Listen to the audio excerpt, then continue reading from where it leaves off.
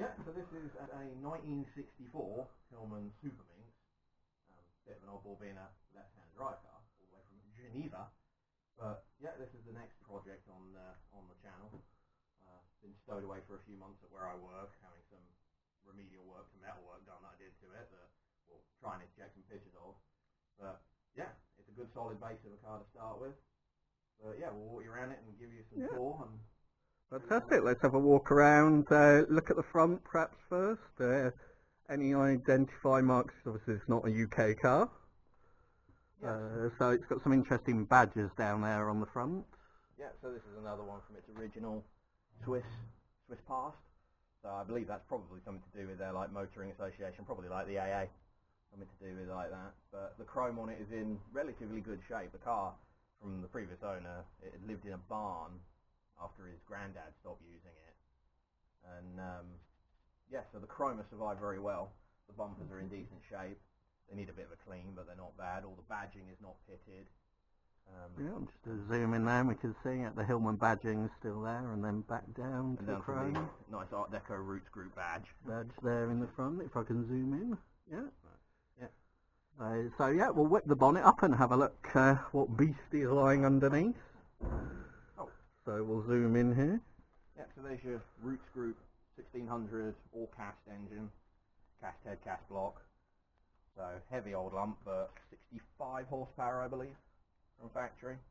So it'll make this plod along quite nicely. It's not a very heavy car, so but yeah, it's all mostly original.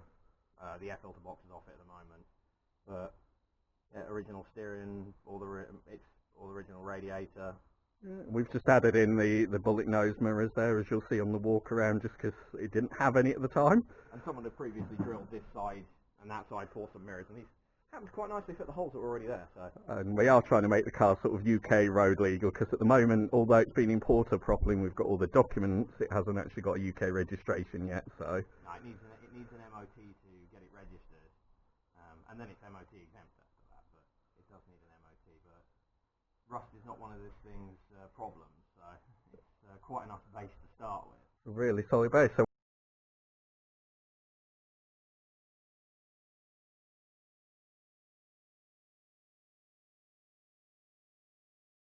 we'll go around sort of what would be this side on the car, which is the driver's side, being a left-hand drive car. Has some nice patina for its age, which is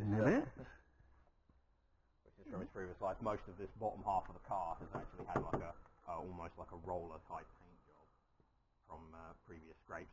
It's had some damage at some point on this side, because when I did the repair work to the bottom of it, that wing's not original, and I think this is partly what is probably a dent underneath the door, but it will all be getting... To be fair, you don't see many 60s cars in even this sort of condition that you can just sort of roll out and do anything with. But I mean, other than that, I mean, the door, apart from having the dents in it, is pretty damn solid. I mean, the back doors are all very solid, and then your wheel arches as well. These have got no real filler in them at all. They're all completely solid all the way around. Which again, for a car this age, is just amazing. Yeah. And how many miles do we think in sort of kilometres it's roughly done? Well, the leading speedos on these don't go up to 100,000.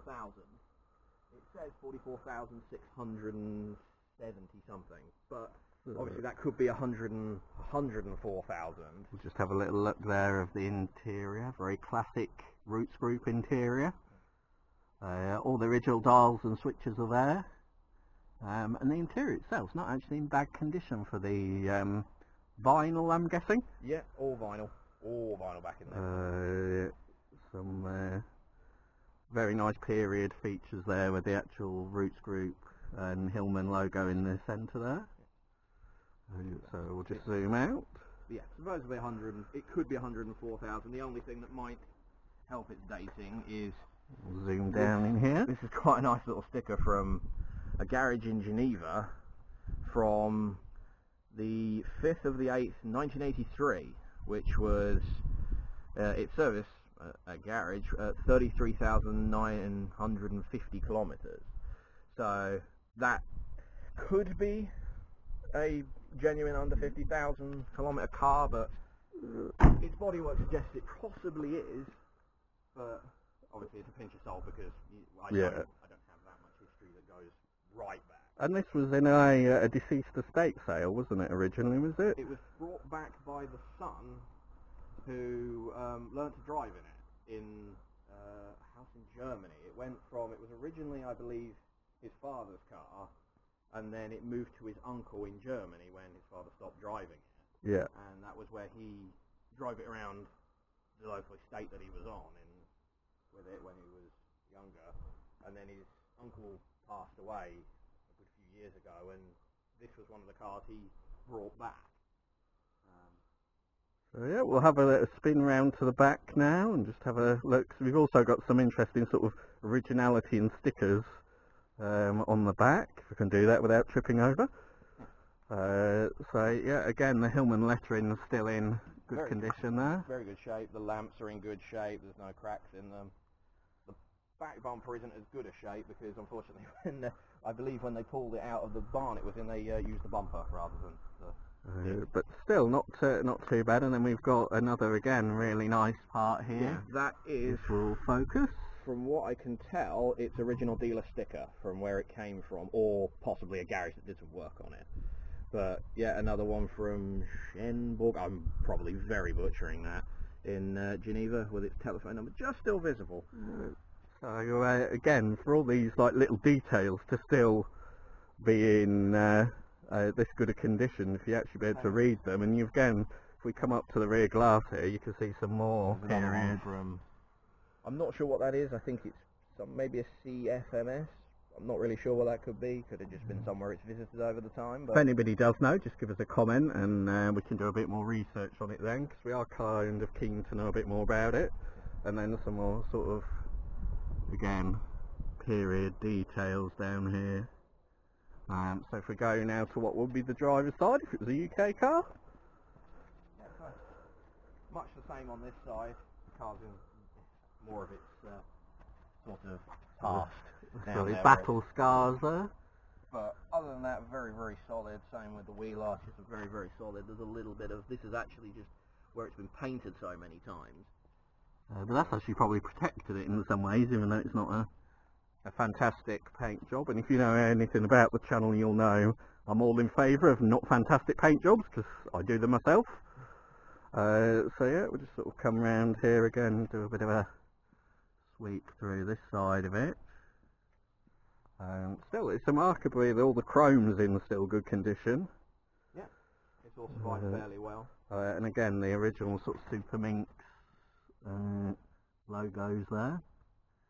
It's all in good condition. So, work you've done on it recently, what have you done sort of to there? It's had just minor tune-up work. It's had an oil change, oil filter, and basically its biggest problem was electrical work. Yeah. This car should have been positive earth, which is a very confusing thing when you're very used to negative earth cars. But this car had been put to positive earth by what the previous owner thought was been put to negative earth, by mistake. Yeah. And some wiring had got damaged and a few little bits and pieces. It seemed like the only thing that actually took some damage was the horn wiring, strangely. Okay. Which, from what I can tell, was actually something completely irrelevant to the battery possibly being the wrong way around. Yeah. But it has been converted now to negative earth, so it is running negative earth. And it's still running on a dynamo at the moment, isn't it? But we've got a dynamometer to convert it to an alternator, so you don't get the horrible dippy lights when you come to idle. Yeah, but I mean, it's mainly been getting the electrics to wake back up. So getting the lights to work, getting the wipers to work, getting the indicators, which was quite an interesting issue, where when you clamped the indicator stalk to the column, it shorted out and caused the flasher relay to get so hot that it smoked.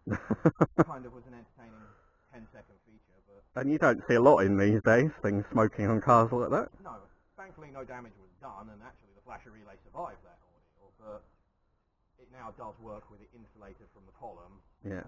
So we have indicators now, we have headlights, dip beam, main beam. And you also had some interesting issues with the fuel gauge, didn't you, sort of getting that to really work? Yeah, the fuel gauge was, well, the fuel sender unit was seized from having no fuel in it for so long. So some rather brutal measures, and it did come unseized.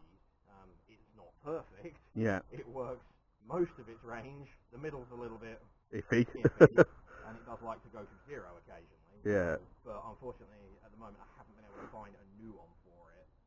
But it does work, and it gives you a vague idea of what you have in the tank. Yeah, which is better than nothing. So that's good. And the plans for this going forward then? It's going to be get it registered, Yeah. and get it on the road and run it with the 1600 for a good while. I have conveniently, the owner who I bought this off of gave me a second engine for free. Yeah. So I have a second engine for it. This engine runs very, very well. It does for the age of the car, actually. So it's going to be get it running, get it on the road with this engine, and drive it for a good amount of time. And then the possibility later on is it's going to get an engine swap to something a bit more modern. I'm not looking to go a haul out massive power out of it because I don't really want to start changing the brakes too much, but possibility of like a 2 litre from a Honda Accord, K series I believe, and 2 rear wheel drive bell housing adapters for it to put in on a Type 9. I mean, there's VTEC options and all sorts of stuff you can go with, even Volkswagen 1.8Ts go in. Sort of make it almost a sleeper, keep the originality and the looks of it, or period looks of it, because we've got some nice alloys that we'll have a look over that are period to go onto it, courtesy of eBay. Just, sort of keep it sleeperish, but give it a bit more oomph. Yeah, but go to something that you could effectively be... I mean, if this engine runs long enough and runs very well, it'll get done in the future. But, yeah, if it's something that can... It'd be nice to just do a bit of a fun project with it like that. I've done a basically full factory restoration on a car, and it takes a long time and a lot of hours, and this is something that I bought with the idea of having a bit of fun with. Yeah. So, and not hugely as expensive as the full resto. No, a full resto is very, very expensive. We can see some more if you're interested in that. Rover SD1 V8 that's been restored to better than factory, so it looks a lot better than when it even left Longbridge. We can do some content on that if you guys are interested as well. But for now we'll just show you a quick look in the boot actually, because the boot floor is remarkably solid to say this car's 1960. And we've even got, which owners used to do, a period newspaper that they used to put down to protect the floor. So if we sort of come in here... The corners are all completely solid, nice solid boot floor.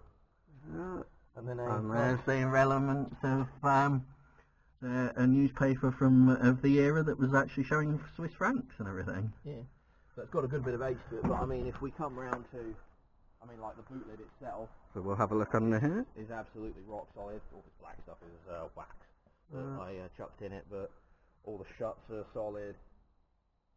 It's all in very, very good shape. To say the era of the car.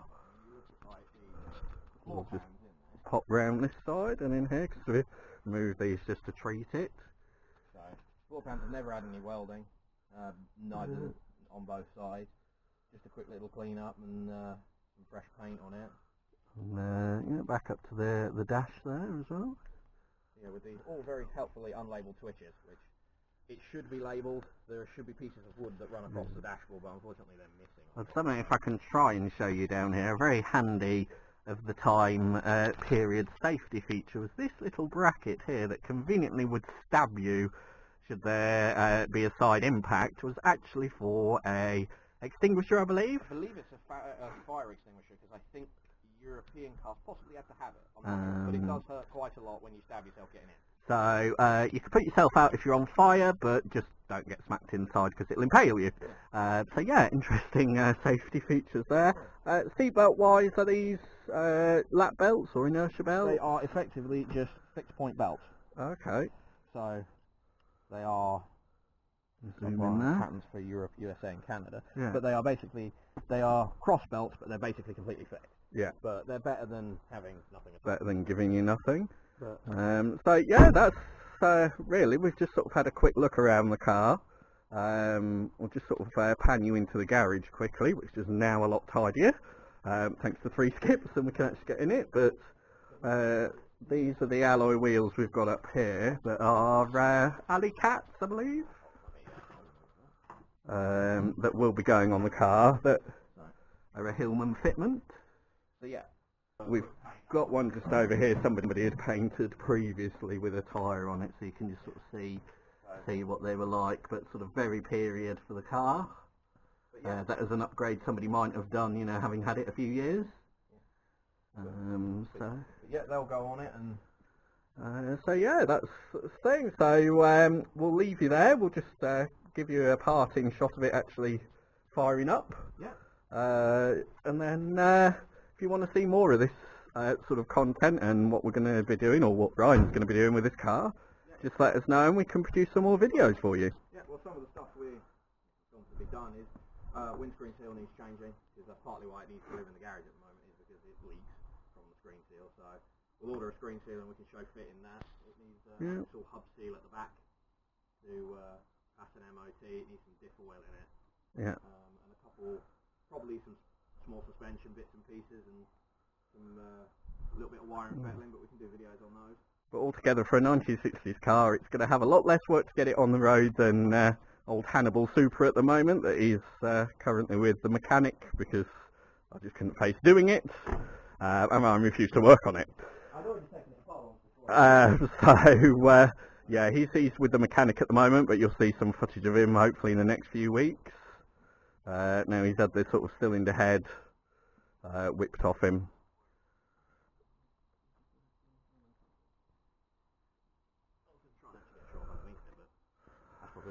Yeah, a bit cold for this sort of, and damp to be crawling under cars at the moment. Also the other reason I decided to pay somebody to do the super head gasket. So yeah, we'll just give you a start of a cranking up, which again, surprisingly, the engine is brilliant and sounds quite smooth. The carb is still being set up, so you will see some sort of smoke from it. But there you go, she's, you know, fired instantly. We had started her just to move her out the garage, but she hadn't really warmed up. So that's her sort of starting from cold. running on a 3 litre back. Yeah, again, because when Ryan got the car, the exhaust had almost completely failed. That was just sort of the cheapest thing to put on to sort of get it started, but sounds pretty good. But we'll leave you there, folks, and hope you've enjoyed this sort of look around it, and yeah, we hope to bring you more on it. Take care for now.